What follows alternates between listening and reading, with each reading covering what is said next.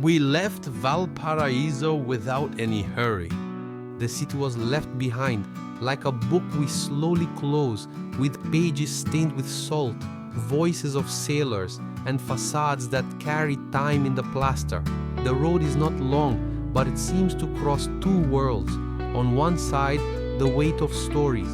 On the other, the place where time seems to bloom. Little by little, the sea approaches, and even before Viña begins, the city already changes its smell. Upon crossing the invisible line between Valparaíso and Viña del Mar, there is a certain relief in the air, as if someone had opened a window and the wind came to announce that now it is time to breathe. The first stop is simple. Ásia das áreas, tá vendo? It's almost a detail on the map, but as every traveler knows, it's the details that hold the lightest memories. We will now see, next, the flower clock, Reloj de Flores. It is a clock that does not mark the hours with still hands, but with petals.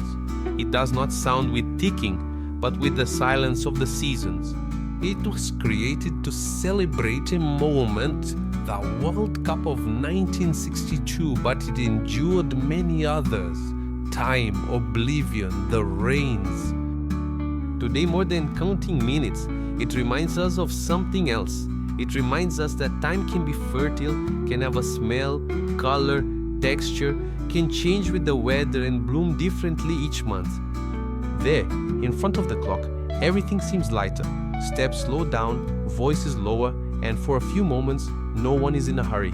Perhaps because, deep down, everyone knows, even without saying, that the time that matters is this one, the one you can see bloom. And it's curious to think about this here, right after leaving the port, because the port teaches us to arrive, but the garden teaches us to stay. Viña del Mar reveals itself like this, as a pause between two rhythms, between the noise of the cargo and the scent of the flowers, between the sea that pushes and the land that welcomes. And the small living clock planted in the ground continues marking a time that does not return but blooms, as if silently saying, living well is not racing against time, it's just learning to bloom with it.